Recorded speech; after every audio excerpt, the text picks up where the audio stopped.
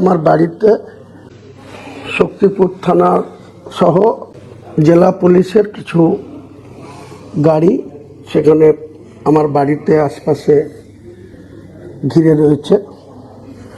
আমি মুর্শিদাবাদের পুলিশ সুপারকে আপনাদের মাধ্যমে বলছি যে মুর্শিদাবাদকে অশান্ত করার চেষ্টা করবেন না। আমাদের সঙ্গে রাজনৈতিক প্রতিহিংসাপরায়ণ কোনো আচরণ যেন পুলিশ না করে।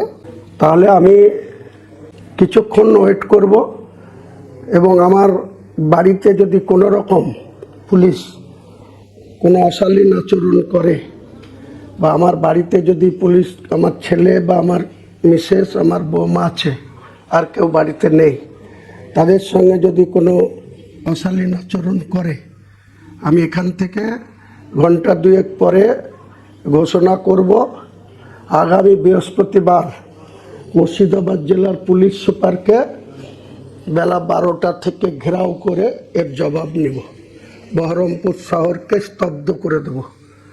পারলে পুলিশ আমাকে রুখে। বাংলা হান্টের আরো খবর দেখতে নজর রাখুন। বাংলা খবর মানেই বাংলা হান্ট।